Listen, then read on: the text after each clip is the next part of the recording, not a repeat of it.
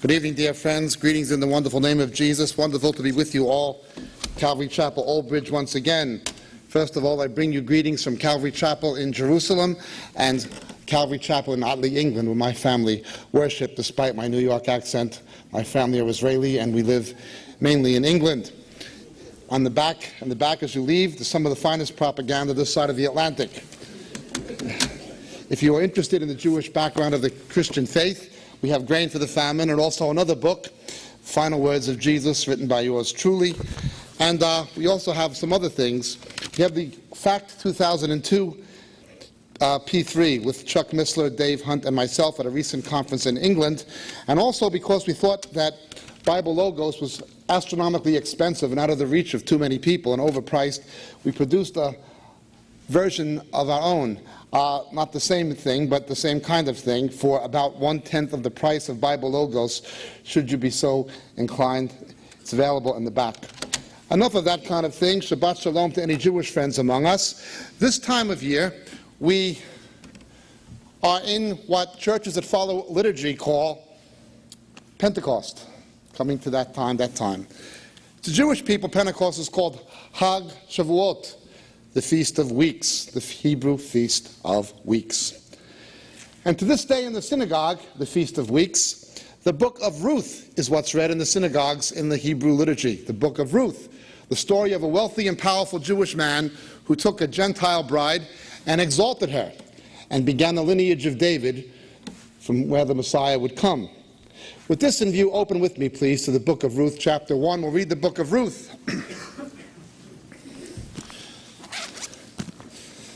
You know, I was in Jerusalem a few weeks ago with Brad Antolovich. He's the Calvary pastor there, and some of our other evangelists. And I was at a place called Ramat Rahel, just opposite Bethlehem. And I was there when the situation was going on in the Church of the Nativity. And I could look out the window and see the tanks, and I could see the shooting and hear the explosions and so forth. And as I speak Hebrew, I went down the hill to the mobilization point to the army, because it's try to witness to some soldiers. Israeli soldiers are generally quite open to the gospel. And I went down there to try to witness to them and talk to them and get first-hand reports of what was going on. And I could see much of what was going on. Strange situation. One of the most important churches historically in Christendom, no, I don't mean born-again Christian, but Christendom, Church of the Nativity, is taken over by Islamic gunmen, terrorists. They're holding Christian worshippers and Christian clergy, monks, hostage. Some of the monks are holding up placards, "Please rescue us, please get us out of here," to the Israeli soldiers, "Please rescue us." Some of the monks who made it out were telling us, and telling everyone, that they were looting the church, pilfering the gold, stealing religious artifacts, relics. The place was being looted by these Islamic gunmen. And the monks are holding up placards, "Please get us out of here." Then I went into where I was staying, put on cable news, and CNN told me this was an Israeli siege. Can you imagine terrorists taking over a church anywhere else in the world, holding people captive at gunpoint, clergy holding up placards, "Please rescue us," and they call it a siege? Well, you know, God said, "I will bless them that bless thee and curse them that curse thee." And the next day, CNN business headlines announced the biggest quarterly losses of any corporation in U.S. history was Time Warner, AOL, CNN. $53 billion lost in 3 months. Then, of course, Javier Solano, the socialist foreign affairs spokesman of the European Union, was denouncing Israel brutally during all this. You're occupying their land. How can the indigenous population occupy the land? That's like saying that American Indians are occupying Arizona or something. Well, the next day, Basque separatists set off some bombs in Madrid. And 4 days after that, they set off some more bombs, and the quarterfinals of the Soccer World Cup almost had to be canceled. That's to them like what the World Series or Super Bowl is here. The Basque said, "No, you're occupying our land. I'll bless them that bless thee, curse them that curse thee." Then, of course, there was Mary Robinson. She was the UN High Commissioner for Human Rights. And she presides over the United Nations Human Rights Commission. The Human Rights Commission of the United Nations is represented by about 10 countries, 7 of whom are on the Amnesty International list of nations most guilty of human rights abuses. The United Nations Human Rights Commission is made up of Libya, Zimbabwe, Syria, Communist China. That's who looks after the human rights of the rest of the world, the countries who violate them. Of course, they condemned Israel. I was in Kenya about a month ago and did a seminar for some black African pastors, and they were telling me the same story. 2 million Christians murdered in the Sudan. Nobody called for a UN investigation about that. Of course, they don't have any oil. Churches being burned in Nigeria every day. Nobody says anything about that. 55,000 people killed by Abu Sayyaf in the Philippines. Nobody says anything about that. At least 10,000 killed in East Timor and 200,000 Christian refugees in East Timor. Of course, there was no UN investigation about that. It's only when somebody will take a stand. If you would look at the world, if you were to go from the Philippines to East Timor, if you were to go to Chechnya, if you go to the Balkans, to Nigeria, if you were to go to the Sudan, if you were to go anywhere, you see the same problem. Already now reaching New York, September 11th, when my sister's husband was killed. Same problem. If Israel didn't exist, we would have the same problem. Militant Islam. And people in the West don't seem to realize what they're up against. The Saudi Arabian government finances the construction of mosques all over the United States. Will not allow one church to be built in Saudi Arabia. The persecution of Arab Christians is unspeakable. The decapitations, the hangings, nobody says a word. But if anyone dared to stand up to this religion that persecutes Christians, you have a problem. On the 28th of August last year, 2 weeks before September 11th, Yasser Arafat's radio station was broadcasted the following address in Arabic, calling for jihad and suicide bombing attacks against Great Britain and the United States 2 weeks before September 11th. That was Arafat's radio station. And we're told this is a man of peace you're supposed to negotiate with. That's what we're told. We're even told by our own president and by the Prime Minister of Great Britain that this is a religion of peace and tolerance. Well, I've been to Brunei, I've been to Indonesia, I've been to Morocco, I've been to Egypt, I've been to Jordan, I've been to Turkey, I've been to the Persian Gulf. I've been from one end of the Muslim world to the other. And I've not found peace or tolerance in any of them. I've not found one Islamic nation that will give Christians the same rights that they demand here. It's always a one-way street.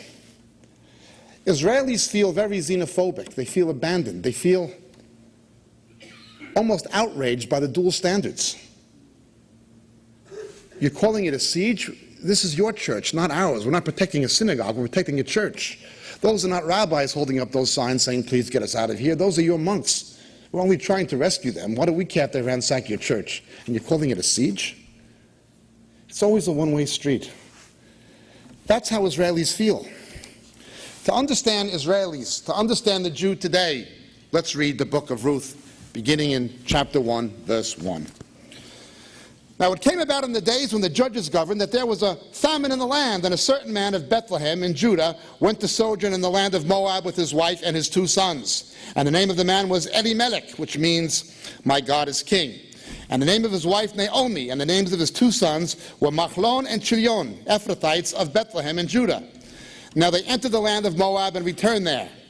Then Elimelech, Naomi's husband, died, and she was left with her 2 sons. And they took for themselves Moabite women as wives. The name of the one was Orpah, and the name of the other Ruth. And they lived there about 10 years. Then both Machlon and Chilion also died, and the woman was bereft of her 2 children and her husband. Then she arose with her daughters-in-law that she might return from the land of Moab. For she had heard in the land of Moab that the Lord had visited his people in giving them food. So she departed from the place where she was, and her 2 daughters-in-law with her, and they went on the way to return to the land of Judah. And Naomi said to her 2 daughters-in-law, go return each of you to her mother's house. May the Lord deal kindly with you as you have dealt with the dead and with me. May the Lord grant that you may find rest, each in the house of her husband. Then she kissed them and lifted up their voices and wept. And they said to her, no, but we will surely return with you to your people. But Naomi said, return, my daughters. Why should you go with me? Have I yet sons in my womb that they may be your husbands? Return, my daughters, go, for I am too old to have a husband. If I said I have hope, if I should even have a husband tonight, and also bear sons, would you therefore wait until they were grown? Would you therefore refrain from marrying? No, my daughters, for it is harder for me than for you, for the hand of the Lord has gone forth against me. And they lifted up their voices and wept again. And Orpah kissed her mother-in-law, but Ruth clung to her. Then she said, behold, your sister-in-law has gone back to her people and her gods. Return after your sister-in-law. But Ruth said, do not urge me to leave you, or turn back from following you. For where you go, I will go, and where you lodge, I will lodge. Your people shall be my people, and your God, my God. Where you die, I will die, and there will be buried. Thus may the Lord do to me, and worse, if anything but death separates you from me. And when she saw this, that she was determined to go with her, she said no more. The Jews returned to the land, bereft. My wife's parents were Holocaust survivors, but most of the family weren't. When my wife was a little girl, she was brought up to be told that the gospel of Jesus Christ was Jewish children being put into an oven. That was the gospel.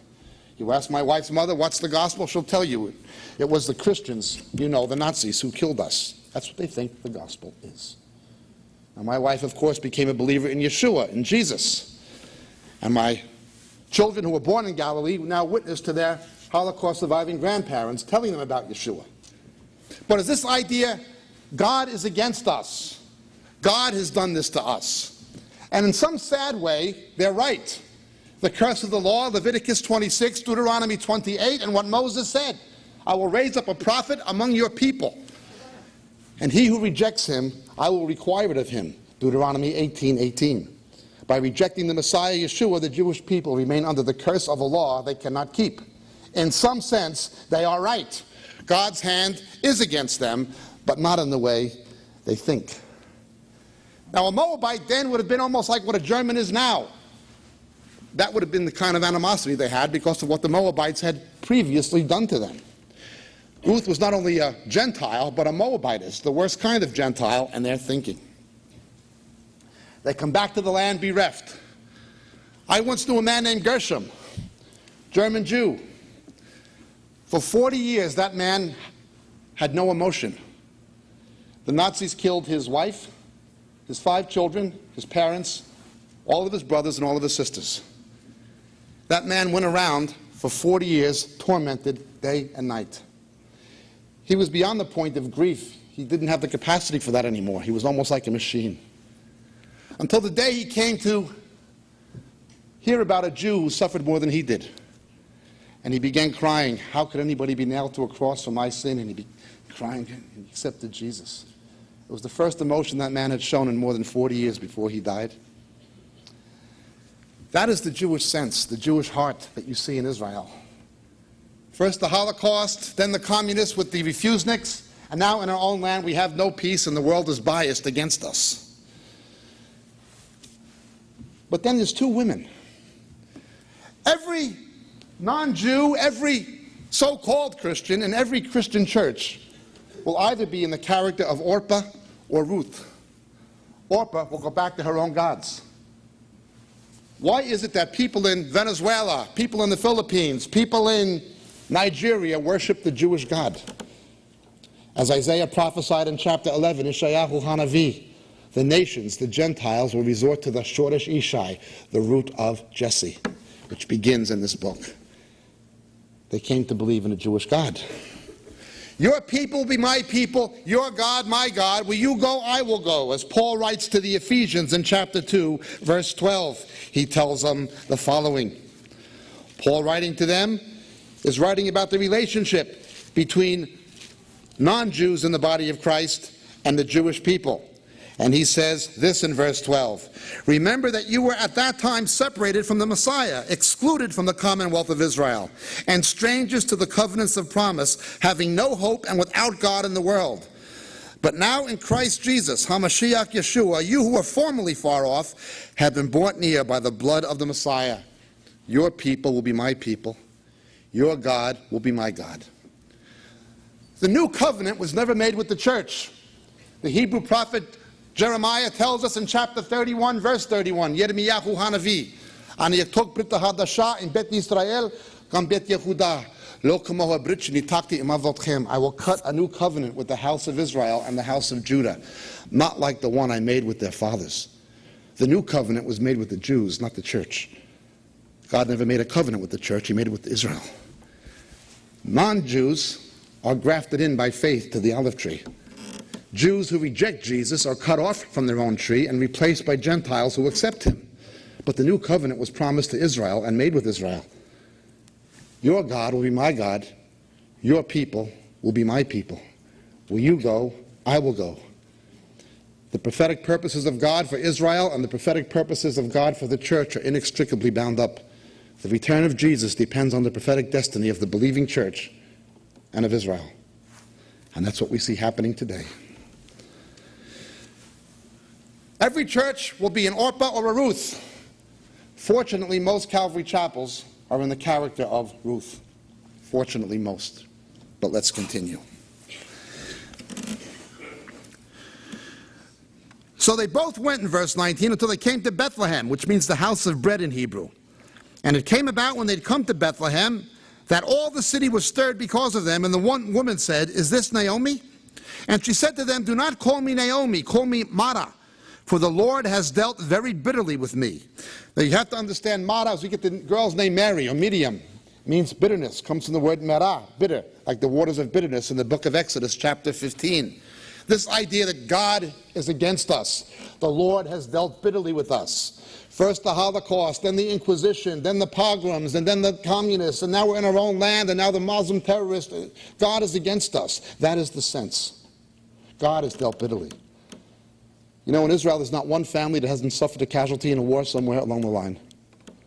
In the Yom Kippur War, the average was one casualty per family in 1973. I went out filled, but the Lord has brought me back empty. Why did you call me Naomi, since the Lord has witnessed against me, and the Almighty has afflicted me? So Naomi returned, and with her Ruth the Moabitess, her daughter-in-law, who returned from the land of Moab. And they came to Bethlehem at the beginning of the barley harvest. Now Naomi had a kinsman of her husband, a man of great wealth of the family of Elimelech, whose name was Boaz. Boaz was also the name of one of the pillars of the temple. In Hebrew it means in his strength. In his strength. And Ruth the Moabitess said to Naomi, "Please let me go to the field and glean among the ears of grain, for one in whose sight I may find favor." And she said to her, "Go, my daughter." So she departed and went and gleaned in the field after the reapers. And when she happened to come to the portion of the field belonging to Boaz, who was of the family of Elimelech. Now behold, Boaz came from Bethlehem and said to the reapers, "May the Lord be with you." And they said to him, "May the Lord bless you. Adonai yivarechecha." Then Boaz said to his servant, "Who is in charge of the reapers? Whose young woman is this?"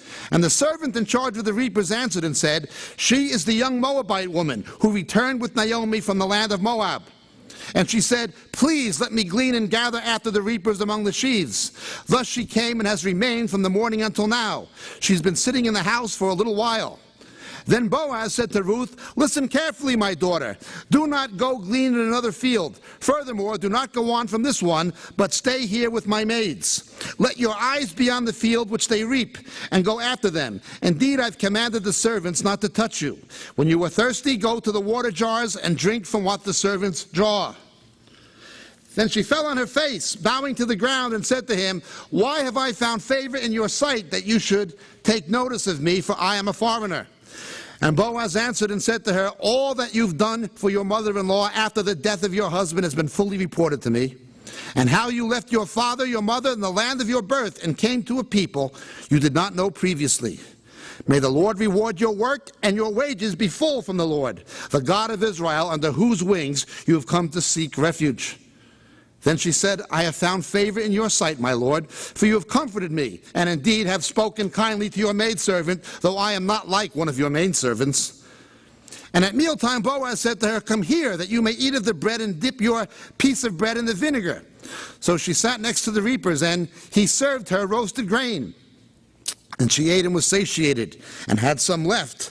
And when she rose to glean, Boaz commanded his servant, saying, "Let her glean even among the sheaves, and do not insult her.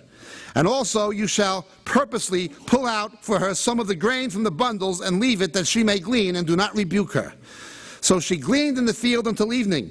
Then she beat out what she had gleaned, and it was barely an ephah of barley. And she took it and went up into the city, and her mother-in-law saw what she had gleaned. And she also took it and gave Naomi what she had. After that she was satiated. And her mother-in-law then said to her, "Where did you glean today, and where did you work? May he who took notice of you be blessed." So she told her mother-in-law with whom she had worked and said, "The name of the man with whom I worked today is Boaz." And Naomi said to her daughter-in-law, "May he be blessed of the Lord, who has not withdrawn his kindness to the living and the dead." And again Naomi said to her, "The man is our close relative, one of our closest relatives." Then Ruth the Moabitess said, "Furthermore, he said to me, 'You should stay close to my servants until they have finished all my harvest.'" And Naomi said to Ruth her daughter-in-law, "It is good, my daughter, that you go out with his maids, lest others fall upon you in another field." So she stayed close by the maids of Boaz in order to glean until the end of the barley harvest and the wheat harvest, and she lived with her mother-in-law. Not only will God bless those who, God will not only curse those who curse the Jews, but he will bless those who bless the Jews. Believe me, the judgment of God would have fallen on the United States a long time ago due to the genocidal atrocity of abortion alone. There are basically two reasons God's judgment has not already fallen on this country long before September 11th. One reason is it still sends the most missionaries and the most gospel to the most countries. Where is your pastor now? He's in a mission field. That's one reason God's judgment has not fallen on this country with a backslidden church. The second reason is he will bless those who bless Israel. As I pointed out the last time I was here at Calvary with you, God does not love Jews any more than he loves anyone else. But as a nation and a people, he has a special love for the sake of his promise to Abraham. And of course, by coming to faith in the seed of Abraham, the Messiah, you become the same as they are. Your people shall be my people. Notice what Boaz says. Don't touch her. Leave her alone. She's as good as you are. Treat her the same. And Paul says the same thing in Galatians. There is no such thing as a second-rate believer on the basis of race. Jews are the natural branches, but if you're grafted in, you're as much a branch of the same tree as the Jews are. I've commanded them not to touch you. There were people in the early church trying to touch Gentiles, trying to force them to undergo halakhic circumcision to convert to Judaism before they could believe in Jesus. Paul said, no, don't touch them. Don't touch them. If you have faith in the Jewish Messiah, if you have faith in the seed of Abraham, you're as much a descendant of Abraham by faith as any Jew, and you're as much a branch of that same tree. And God will also bless those who bless you and curse those who curse you because you have been grafted in. There is no such thing as a second-rate believer on the basis of race. It's always on the basis of faith. I've commanded them not to touch you. But why have you shown me favor, asked Ruth. Because you were kind to my people. You see, Jews know the difference. There was a rally in London recently with 55,000 people. Nearly half of them were born-again Christians standing for Israel in the face of militant Islam in Britain, holding signs, "We are Christians who love Israel." And the Jewish people were so moved seeing that. Why are they doing this? We thought Christians hated us. They know the difference. They know the difference between a real Christian and a false Christian. King Christian of Denmark, when the Nazis decreed, when they invaded his country, the Gestapo said every Jew had to wear a yellow star, so the king came out with a yellow star.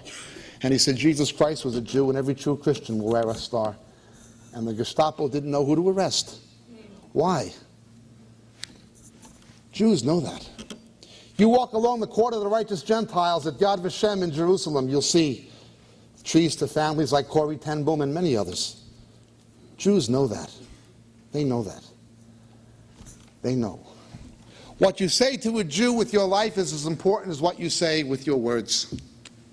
Now, unfortunately, there are some people only trying to bless the Jews with their social deeds. Unfortunately, the Calvary Chapel in Jerusalem was unjustly attacked for witnessing to Jewish people by another organizations who said they were building bridges for peace. You shouldn't give Jews the gospel, only give them humanitarian aid. But the Calvary Chapel said, no, we give them both, humanitarian aid and we give them the gospel of Yeshua. Praise God for that. But let's continue. I commanded them not to touch you. I will bless them that bless thee. Curse them that curse thee, and you blessed my people. Now I will bless you. But to understand what's happening here, you have to understand the Torah. You had a provision for poor people, people who were disenfranchised or impoverished. One was you could not harvest the corners of your field. Ruth would have been gleaning at the corners of the field that the Torah said couldn't be harvested. That was for the poor people. It was like a form of social welfare. But Boaz says, no, don't just eat that, don't just glean there, come in and harvest with the rest. You become partakers of everything the Jews have through faith in the Jewish Messiah. But then the second was called Levirate marriage. Levirate marriage is the way we account in part for the discrepancies or the apparent discrepancies between Luke's genealogy of Jesus and Matthew's. Levirate marriage is where someone died and his brother would procreate children on his behalf. This was called Levirate marriage. Levirate marriage was to preserve something in Hebrew called Yerusha, inheritance. The apportionment of the land that was apportioned by Joshua had to stay within the same family. If the family lost it through debt or something like this, it had to be repatriated to the family in the year of Jubilee. It had to stay in the land. And the tribal identities had to be preserved, particularly the identities of Judah and of Levi because of the priesthood and the line of David. And so if you died, your brother would procreate children on your behalf. That comes from the book of Deuteronomy chapters 5 and chapters 25. That was the only place where birth control was forbidden in the Bible. The only form of birth control they had in the Old Testament was coitus interruptus. That was the only kind they had. And it was only forbidden in one case, the Levirate marriage. In other words, you were not to use your brother's widow as a concubine or a sex object. The idea was to make sure she had someone to look after her in her old age. So in Levirate marriage, in addition to the gleaning of the corners of the field, your pension or your retirement was your children. It's still like that in most of the third world. When the Bible says, honor thy father and thy mother, it goes well beyond parental respect. What it means in Hebrew is the word is kavod, from the word kaved, being heavy for you. In Greek, it's translated honorarium, get money. In other words, the same as your parents were financially responsible for you in your pediatric years, should the need emerge, you are financially responsible for them in their geriatric years. And if you aren't, don't expect much longevity yourself. Don't expect to live a long life. Even if the New Testament says that. That's why I gave my children a choice. I said, look, I can put you through law school, I can put you through dental school, I can put you through medical school, or I can put you through the wall. What's it going to be?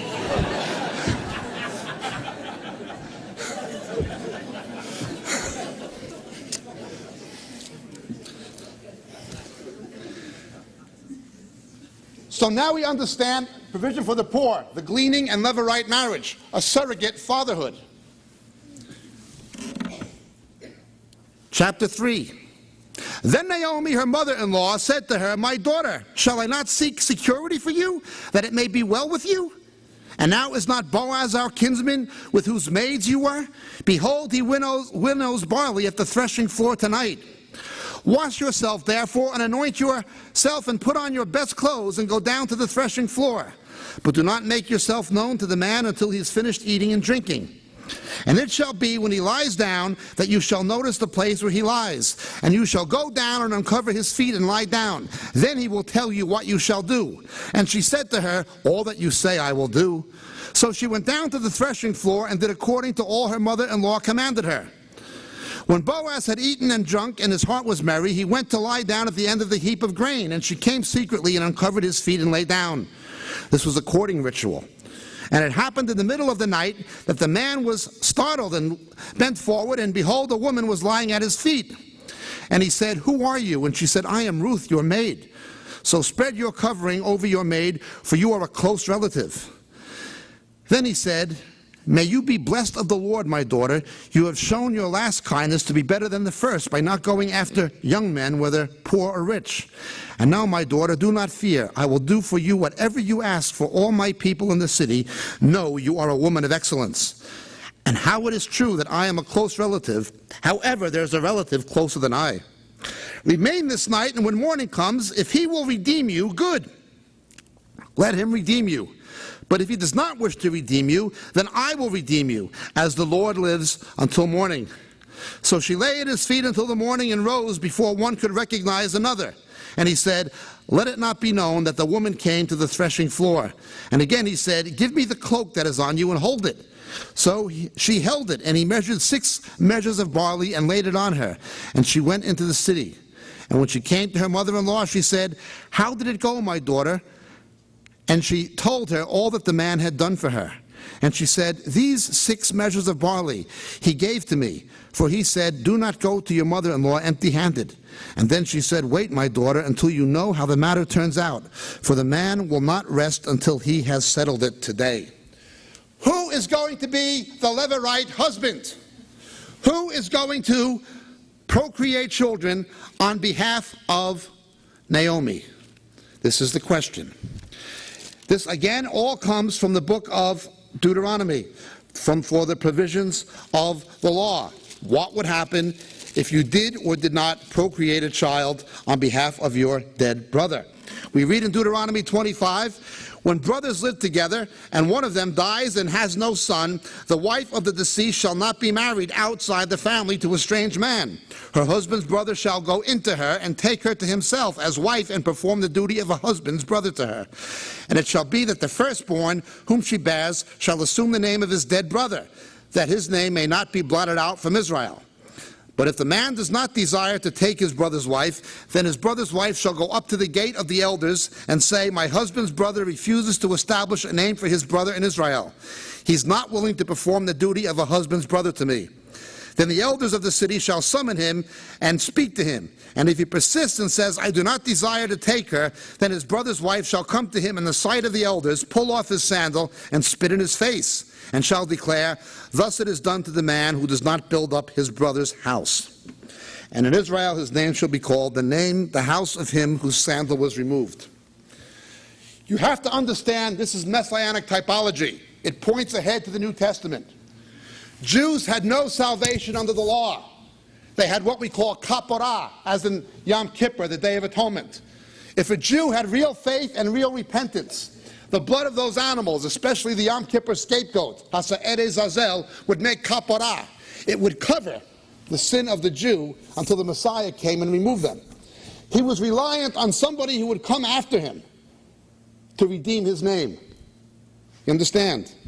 That would be Jesus, the Messiah.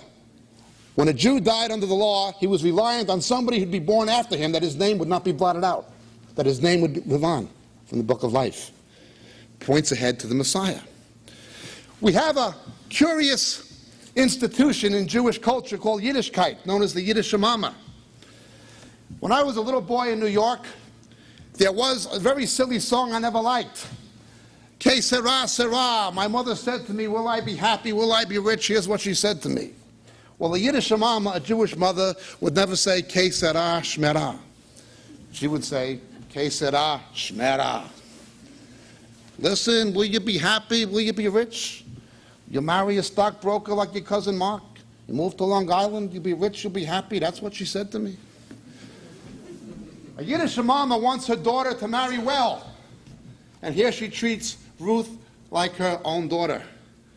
The Jewish woman tells the Gentile woman how to get the Jewish man, how to get the Jewish husband.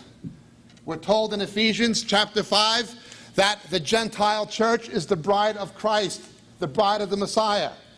How did Gentiles get the Jewish husband?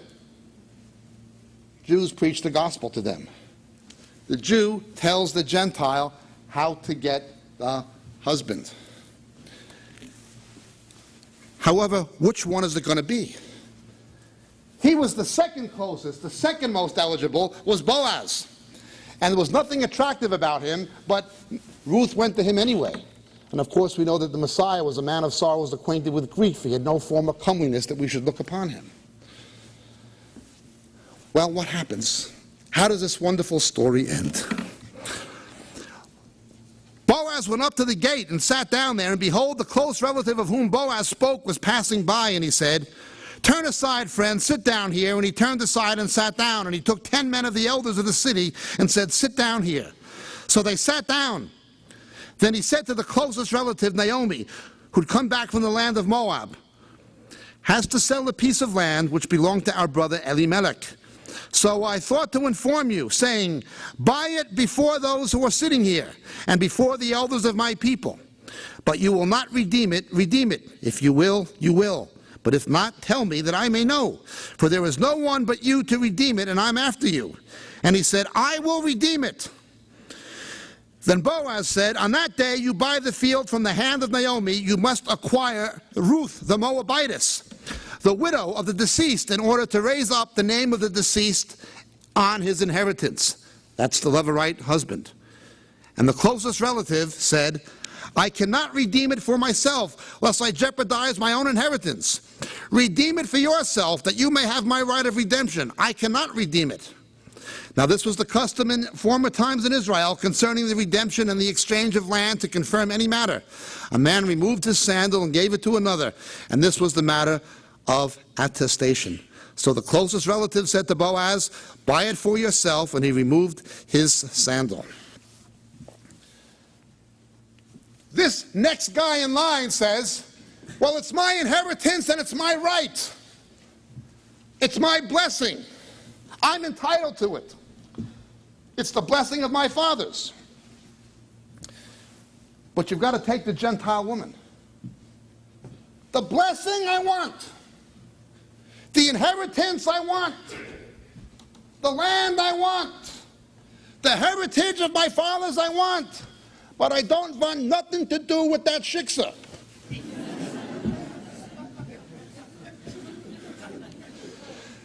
That Gentile woman was the way of salvation. It is a difficult thing for Jews to come to a Gentile church culturally. That's why they have to see a woman of excellence. One whom Boaz says, take the grain to my people. And he's not even named. He's just the one whose sandal is removed. You see, any Jew who doesn't come to faith in the Messiah, his name is not in the book of life. His name is not even found in the book. That's it. He's out of the picture. His name is blotted out. It's not in the book of life. You've got to come to the bride. So Boaz said to the elders and all the people, you are my witnesses today. I've bought from the hand of Naomi all that belonged to Elimelech and all that belonged to Chilton and Machlon. Moreover, I have acquired Ruth the Moabitess, the widow of Machlon, to be my wife, in order to raise up the name of the deceased and his inheritance, so that the name of the deceased may not be cut off from his brothers, or from the court of his birthplace. You are witnesses today. Again, a Jew was reliant on somebody after him to redeem his name. Before Christ, they couldn't be saved, if you understand the typology. And all the people who were in the court and the elders said, we are witnesses. May the Lord make the woman who's coming into your home like Rachel and Leah, both of whom built the house of Israel, and may you achieve wealth in Ephrata and become famous in Bethlehem. Like Rachel and Leah. Remember, the groom wanted Rachel first. But he couldn't get Rachel first. He had to take Leah first. After he got Leah, then he got Rachel. First, Leah was the most fruitful, had all the babies. Then Rachel. Jesus comes looking for a Jewish bride. He doesn't get the bride from his own people. He had to get this other bride first. After he falls in love with her, and she has all the babies. She's the most fruitful. Then he gets the bride he came for first. Zechariah chapter 12, they'll look upon me who they have pierced and mourn as one mourns for an only son, and so it is written, all Israel shall be saved. Comes for Israel. Doesn't get Israel first. Gets the other bride. She's the most fruitful. Then he gets Israel. Then in the last days, Israel becomes a fruitful branch. As in Revelation 7, Romans 11, etc. But let's read. Both of whom built the house of Israel, may you achieve wealth in Ephrata and become famous in Bethlehem. Moreover, may your house be like the house of Perez, whom Tamar bore to Judah, through the offspring which the Lord shall give you by this woman, the line of Judah, where the Messiah would come from. So Boaz took Ruth, and she became his wife, and he went into her, and the Lord enabled her to conceive, and she gave birth to a son. Then the woman said to Naomi, "Blessed is the Lord who has not left you without a redeemer today. May his name be famous in Bethlehem." A redeemer from Bethlehem, the Hebrew word for redeemer is goel. We say goelenu, our redeemer. The Lord has not left you without a redeemer from Bethlehem today. And his name's going to be famous.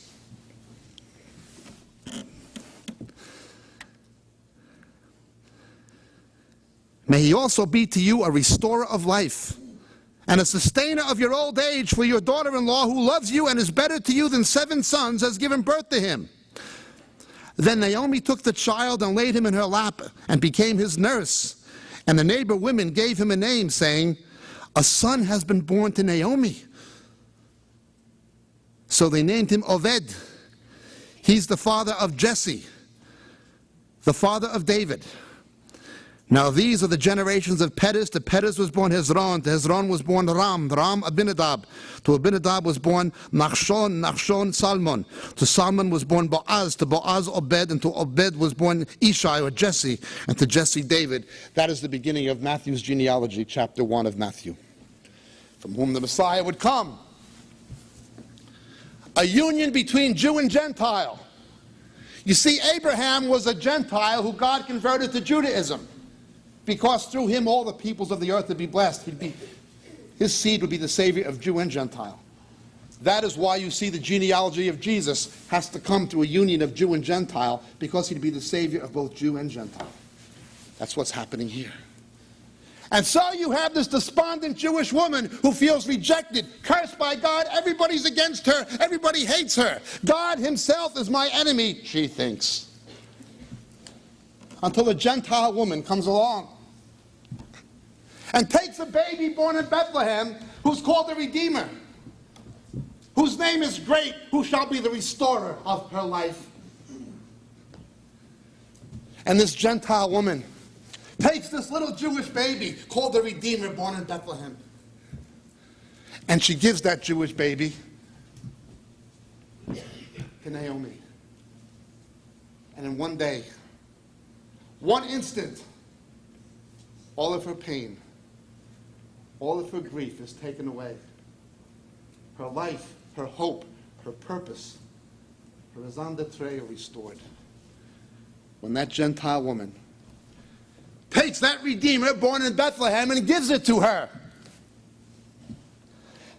That is in large part what our ministry is about. That's certainly what Calvary Chapel in Jerusalem, which we are one of the sponsors of, is about. And I know that your pastor, Pastor Pulley, has a great heart for the salvation of God's ancient people. Despondent, feeling rejected, cursed. God himself is against us.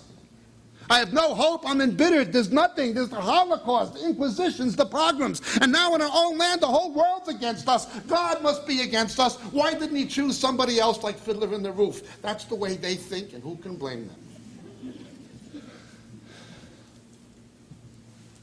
Only one way to restore it. Only one way to make the difference. It takes the Gentile woman who gives the Jewish baby. And then they say, the baby's been born to Naomi. He's a Jewish baby. His name was not Jesus Christ. His name was Rabbi Yeshua Bar Yosef ben Aseret. This is your baby. We're grafted in. This is your baby. It all depended on the Gentile woman. It depended on a Gentile woman,